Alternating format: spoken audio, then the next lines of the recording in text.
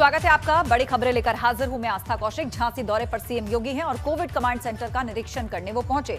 CM योगी ने Covid command centre का निरीक्षण किया है और झांसी के बाद वो बांदा भी जाएंगे। आज बुंदेलखंड के दौरे पर हैं। झांसी और बांदा दो जिलों में आज वो निरीक्षण करने के लिए जाएंगे। सबसे पहले वो झांसी पहुंचे हैं। यहां पहुंचकर उन्होंने कोविड कमांड सेंटर का निरीक्षण किया है। अधिकारियों से पूरी व्यवस्था को समझा और हर एक प्रक्रिया को खुद देखा।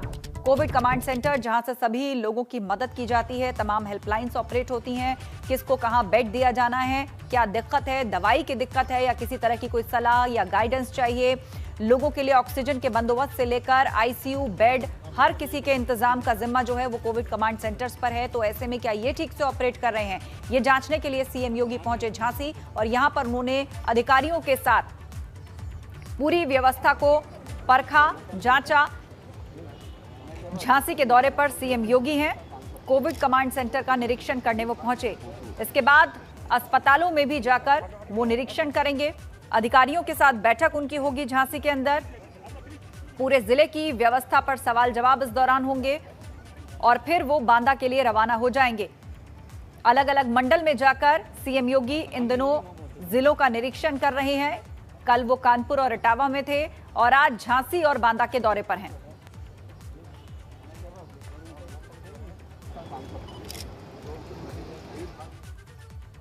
उधर ब्लैक और व्हाइट फंगस को लेकर मायावती ने ट्वीट किया है। मायावती ने ट्वीट करके निशाना साधा है। कहा, मामले में देश में तैयारी अभी तक काफी कम है और आधी अधूरी है। बसपा सुप्रीमो मायावती ने ट्वीट किया है। देश में जिस तरह से ब्लैक फंगस और व्हाइट फंगस के केसेस बढ़ते जा रहे हैं, उसे लेकर उन्होंने ट्वीट किया और निशाना साधा। क्या लिखा ट्वीट में आपको बता देते हैं। कोरोना वायरस प्रकोप ही नहीं बल्कि इससे जुड़े फंगस आदि के दूसरे रोग भी अति गंभीर और जानलेवा हैं। इसके लिए भी केंद्र और राज्य सरकारों को पूरी गंभीरता के साथ ठोस उपायों पर काम करना अत्यंत जरूरी है, क्योंकि कोरोना के मामले में देश की तैयारी अभी तक काफी कम और आधी अधूरी है। इसके आगे उन्होंने लिखा, घातक कोरोना से जूझ रही जनता को उससे मुक्ति के लिए वैक्सीन के देश में जितनी सख्त जरूरत है उससे कहीं कम उपलब्ध होने से पूरे देश में हाहाकार मचा हुआ है। केंद्र और राज्य सरकारें आपसी सहयोग और समर्थन से इस संबंध में प्रभावी नीति बनाकर उस पर ईमानदारी से अमल करें। बीएसपी की ये मांग है। अगली खबर का रुख करते हैं। दिल्ली में फिर से लॉकडाउन बढ़ गया है। एक हफ्ते के लिए लॉकडाउन को बढ़ाया गया है और अब 31 मई तक सभी पाबंदियां दिल्ली में लागू रहेंगी। देश की राजधानी दिल्ली में लॉकडाउन 31 मई तक बढ़ा दिया गया है। पाबंदियां जारी रहेंगी। 1 जून से लॉकडाउन में छूट संभव है। दिल्ली के सीएम अरविंद केजरीवाल ने यह बात कही है। सीएम केजरीवाल ने यह भी कहा कि अगर पॉजिटिविटी रेट ऐसे ही कम रहा तो 31 मई के बाद अनलॉक प्रक्रिया में हम जाएंगे।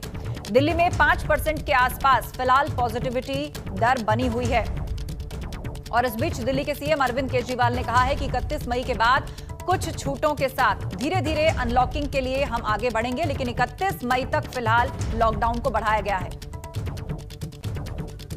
पिछले 24 घंटों में मैंने खूब लोगों से पूछा क्या करना चाहिए। जो भी निर्णय होगा हम मिल के लेंगे, दिल्ली के लोग मिल के निर्णय लेंगे। तो एक आम राय ये बन रही है लोगों की कि 1 हफ्ते के लिए लॉकडाउन और बढ़ा देना चाहिए, क्योंकि अभी अगर लॉकडाउन खोल दिया और जो कुछ हमने पिछले 1 महीने की इतनी कड़ी मेहनत, संघर्ष और त्याग की वजह से पाया है, कहीं वो ख़त्म ना हो जाए। तो सबकी आम राय ये है कि 1 हफ्ते के लिए और लॉकडाउन खोल देना चाहिए। तो दिल्ली सरकार ने ये निर्णय लिया है कि 1 हफ्ते के लिए लॉकडाउन और बढ़ाया जा रहा है। अगले सोमवार 31 तारीख की सुबह 5 बजे तक के लिए लॉकडाउन बढ़ाया जा रहा है। अगली खबर लखनऊ से है। महिला की हत्या से सनसनी फैल गई है। बताया जा रहा है कि पति ने ही महिला को पीट कर मार डाला है और वारदात के बाद पुलिस भी मौके पर पहुंची। मामले की जांच में पुलिस जुटी हुई है। सुशांत गोल्फ सिटी नयापुरवा गांव की यह घटना है, जहां पर एक महिला की पीट कर हत्या कर दी गई और यह आरोप उसके पति पर ही लगा है। पति ने ही महिला को पीट कर मार डाला है, यह खबर आ रही है। वारदात के बाद पुलिस मौके पर पहुंची है और मामले की जांच पड़ताल में जुटी हुई है, लेकिन बताया जा रहा है कि महिला की मौत हो गई है और उसका आरोप उसके पति पर ही लगा है। उधर गाजियाबाद में व्हाइट फंगस का खतरा बढ़ गया है। व्हाइट फंगस से अब तक 7 मरीज सामने आ चुके हैं गाजियाबाद के अंदर। ब्लैक फंगस के भी मामले लगातार सामने आ रहे हैं, लेकिन इस बीच व्हाइट फंगस भी बढ़ती जा रही है। गाजियाबाद के अंदर 7 मामले सामने आए हैं। 7 मरीज दिल्ली से सटे गाजियाबाद में व्हाइट फंगस के मिले हैं, जिनका इस वक्त इलाज चल रहा है।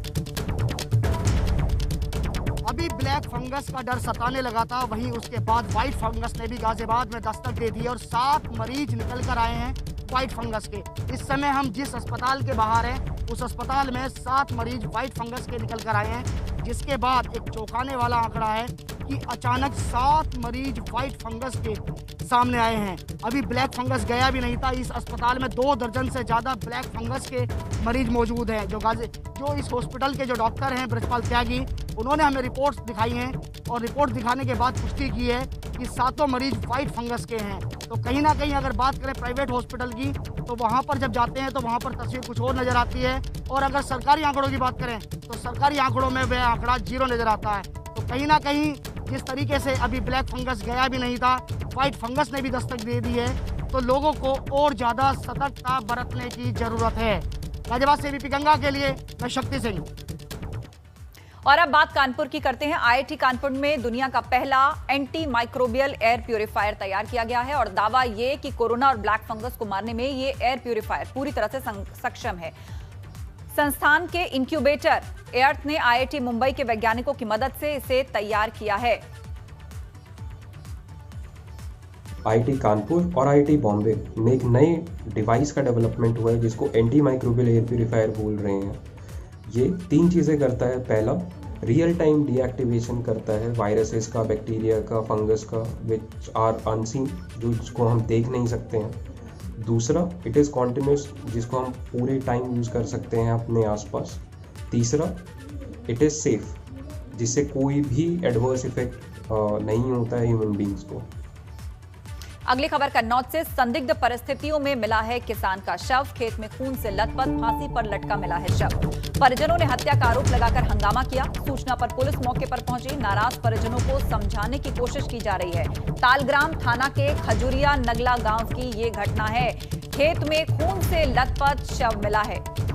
कन्नौज से अहम खबर। संदिग्ध परिस्थितियों में किसान का शव बरामद हुआ है। ये शव फांसी पर लटका हुआ था और खून से लथपथ था।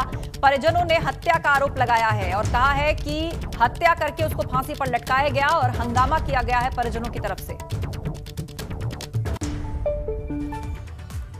वहीं फतेहपुर की सांसद और केंद्रीय मंत्री साध्वी निरंजन ज्योति की अध्यक्षता में खागा तहसील के 2 ब्लॉक्स में निगरानी समिति की बैठक संपन्न हुई, जहां जिले के विजयपुर ब्लॉक के नरौली ग्राम सभा में बैठक के दौरान ग्रामीणों ने केंद्रीय मंत्री और भाजपा महिला विधायक के सामने बवाल काट दिया। इसके बाद अधिकारियों में हड़कंप मच गया। वहीं क्षेत्रीय ग्रामीणों में केंद्रीय मंत्री के सामने प्रधानमंत्री आवास के धांधली का आरोप लगाया और जल्द से जल्द जिम्मेदार अधिकारियों के खिलाफ कार्रवाई की मांग करने लगे, जिसके बाद केंद्रीय मंत्री ने ग्रामीणों को आश्वस्त करते हुए जिम्मेदार अधिकारियों पर कार्रवाई का भरोसा दिलाया और मामले को शांत कराया।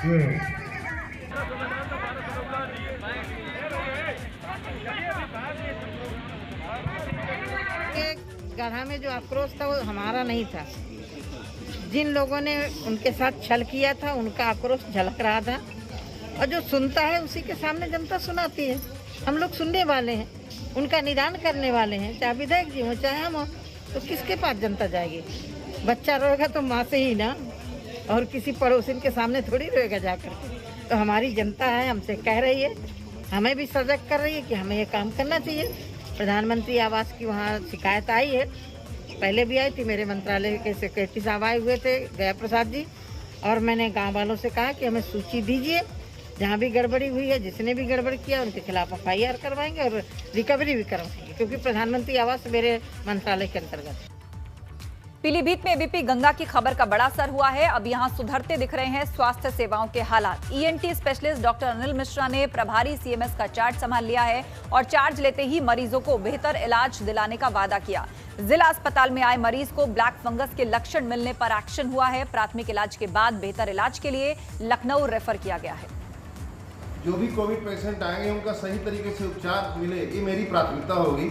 और जो भी वेंटिलेटर वगैरह पीछे लगे हुए हैं, जहाँ पर वेंटिलेटर की ज़रूरत हो, जहाँ बाईपेप की ज़रूरत हो, जहाँ नेजल फ्लो कैनुला की ज़रूरत हो, सही तरीके से सही पेशेंट में उसका उपयोग हो, जिससे कोविड पेशेंटों की मृत्यु दर जो है वो कम हो सके। इसका मेरा पूरा प्रयास रहेगा। अगली खबर सहारनपुर से। बच्चों के विवाद में दो पक्षों के बीच मारपीट हो गई। दोनों पक्षों के बीच जमकर लाठी डंडे चले हैं। दोनों पक्षों के 10 से ज्यादा लोग घायल हुए हैं। घायलों में महिलाएं भी शामिल हैं। पुलिस ने घायलों को अस्पताल पहुंचाया है। कई लोगों को हिरासत में इस दौरान लिया गया। पुलिस की ओर से मामले की जांच जारी है।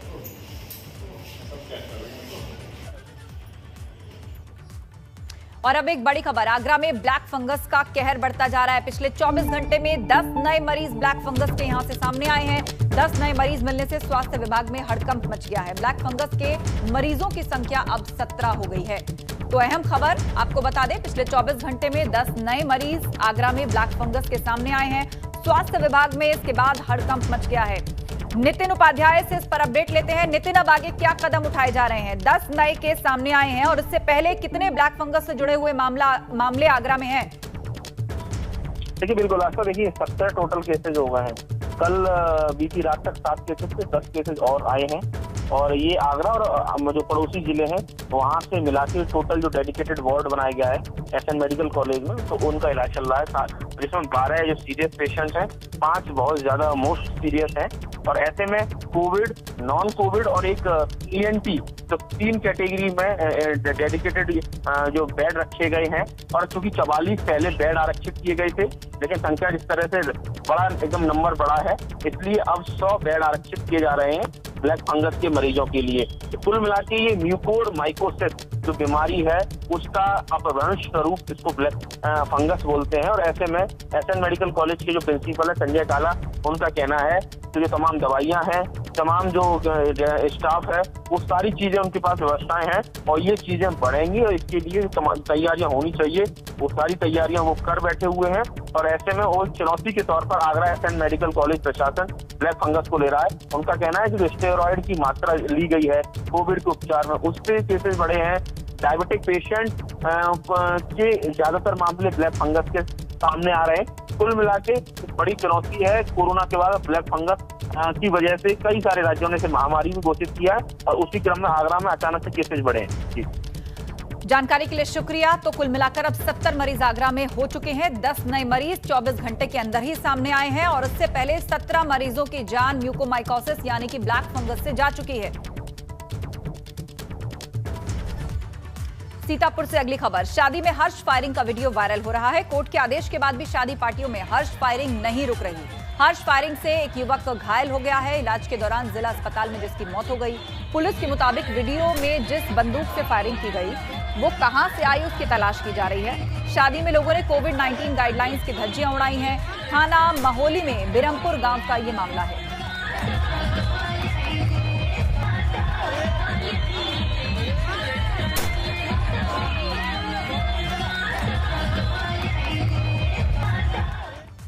उधर एमएलसी एके शर्मा आज प्रधानमंत्री मोदी से मिल सकते हैं। फिलहाल दिल्ली में है इस वक्त एमएलसी एके शर्मा। कल लखनऊ में सीएम योगी से उन्होंने मुलाकात की थी। बनारस में कोरोना कंट्रोल पर चर्चा में रहे हैं एके शर्मा। बनारस मॉडल की तारीफ प्रधानमंत्री मोदी ने की थी। वो सब कुछ एके शर्मा की ही निगरानी में हो रहा है। बनारस के अंदर कोविड मैनेजमेंट का सारा जिम्मा एमएलसी एके शर्मा पर है और दिल्ली रवाना होने से पहले वो सीएम योगी से भी कल लखनऊ में मिले थे।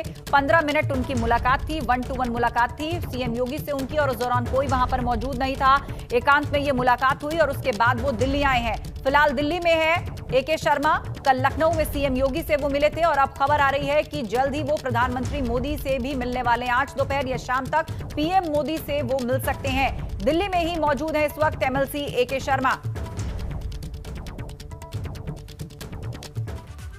अगली खबर लखनऊ से, बच्चे को बेचने से जुड़ा यह मामला है। पुलिस ने मामले पर अब एक्शन लिया है। बेचा गया बच्चा कृष्णा नगर से बरामद हो गया है। 2.5 लाख में बच्चा खरीदकर 5 लाख में बेचा गया था और इस खरीद मामले में 11 लोग गिरफ्तार हुए हैं। गाजियाबाद के लोनी डाबर कॉलोनी से 12 मई को यह बच्चा चोरी हुआ था। बेचा गया बच्चा कृष्णा नगर से बरामद हो चुका है। कुल 11 लोगों को पुलिस ने अरेस्ट किया है इस मामले में। बताया जा रहा है कि 2.5 लाख में बच्चा खरीदकर 5 लाख में यह आगे बेचा गया था।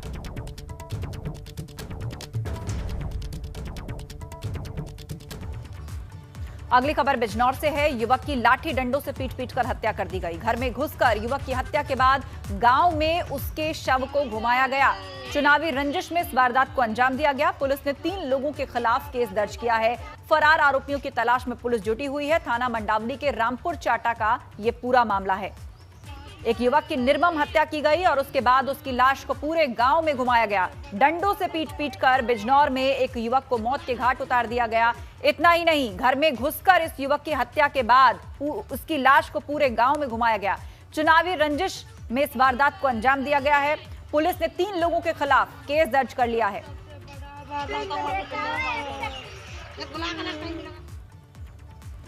अगली खबर फतेहपुर से। ललौली में 37 लोगों की मौत का यह मामला है। मौत के बाद जिला प्रशासन एक्शन में आया है। ललौली जा रहे कांग्रेस प्रतिनिधि मंडल को नजरबंद किया गया। सभी को कांग्रेस कार्यालय में नजरबंद किया गया। जिलाध्यक्ष ने जिला प्रशासन पर गंभीर आरोप लगाया। कांग्रेस कार्यालय के बाहर भारी संख्या में पुलिस बल इस वक्त तैनात है। ललौली जा रहे कांग्रेस प्रतिनिधि मंडल को नजरबंद कर लिया गया है। सभी को कांग्रेस कार्यालय में ही नजरबंद कर दिया गया है। जिलाध्यक्ष ने जिला प्रशासन पर गंभीर आरोप लगाया है।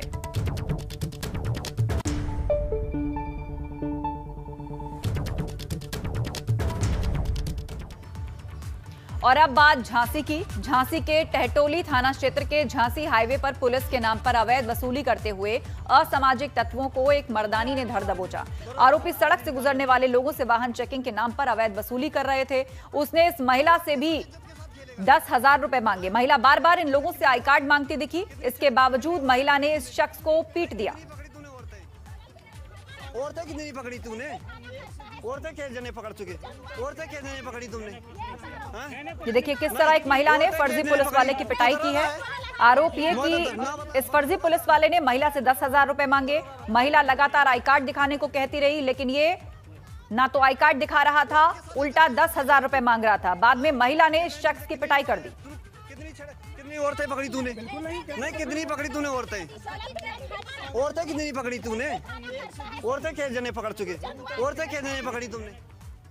और अब बात फिरोजाबाद की, जहां डीएम चंद्र विजय सिंह के कोर्ट चैम्बर में आज उस वक्त हड़कंप मच गया जब अचानक वहां के कर्मचारियों ने करीब 2 से 3 फीट लंबा सांप देखा।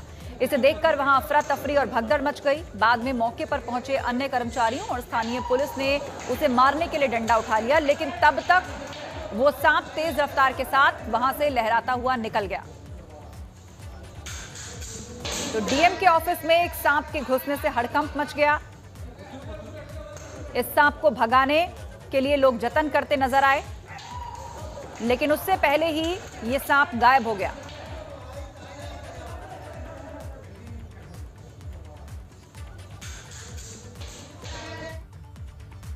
अगली खबर कन्नौज से। संदिग्ध परिस्थितियों में अगरबत्ती फैक्ट्री में भीषण आग लग गई। 3 मजदूर गंभीर रूप से जल गए। घायल मजदूरों को जिला अस्पताल में भर्ती कराया गया। आग लगने के बाद फैक्ट्री मालिक फरार हो गया। फायर ब्रिगेड कर्मी आग बुझाने में जुटे हैं। सदर कोतवाली के मर्डापुर गांव के पास की घटना है।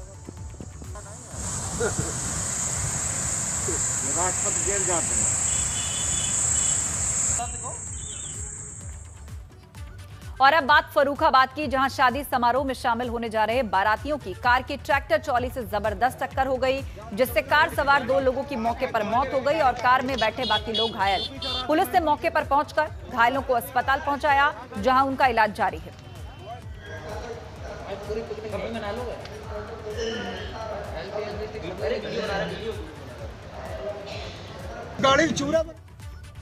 उधर कासगंज में सुबह सुबह हादसा हो गया। मकान का निर्माणाधीन लेंटर गिरने से हड़कंप मच गया। निर्माणाधीन लेंटर गिरने से कई मजदूर दब गए। 3 मजदूरों की मौत हो गई है, 7 लोग घायल हैं। शटरिंग टूटने से यह हादसा हुआ था। मौके पर पुलिस पहुंच गई है और राहत बचाव कार्य जारी है। 2 मजदूरों को निकाला गया है, बाकी मजदूरों को निकालने का काम जारी है। निर्माणाधीन लेंटर गिरने से कई मजदूर दब गए हैं और घटनास्थल की तस्वीरें हम आपको दिखा रहे हैं। मलबा हटाने का काम वहां पर चल रहा है। कई मजदूर इस मलबे के नीचे दब गए हैं। मौके पर पुलिस पहुंची है, राहत बचाव काम किया जा रहा है। 3 मजदूरों की मौत हो चुकी है और बताया जा रहा है कि 7 लोग इसमें घायल भी हैं।